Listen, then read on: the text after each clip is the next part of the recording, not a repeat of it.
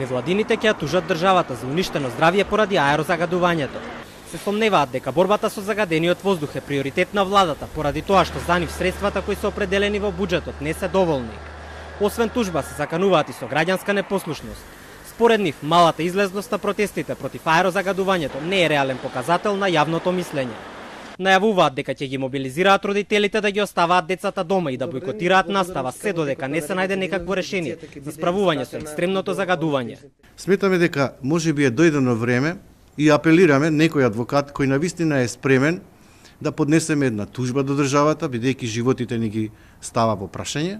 Ова се однесува од една страна и на непочитувањето на стандардите, односно на големите загадувачи кои што можеби во даден момент не ги користат филтрите кои што би требало да ги имаат, односно тврдат дека ги имаат. Жителите се убедени дека властите не прават доволно за справување со PM10 частичките, но признаваат дека свој удел во проблемот имаат и тие.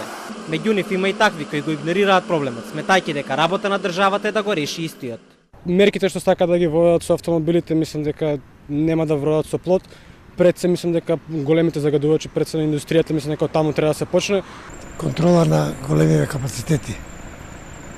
Да се стават тие филтри, толку ги зборат, а никој не контролира, не проверува. Па еве сега помина една кола ме угуш. Си има доволно приватни проблеми, така да воздухот многу и не се замарам на надлежните. Невладините потпишаа петиција за нула толеранција за аерозагадувањето. Од опозицијската ВМРО ДПМН пак побараа јавна расправа во собранието со невладини организации. Владата вети дека за 2 години ќе го преполови загадувањето на воздухот во Скопје и во другите градови низ државата. Но невладините бараат освен инстант мерки да се фокусираат надлежните и на носење мерки кои што ќе имаат ефект на долг рок.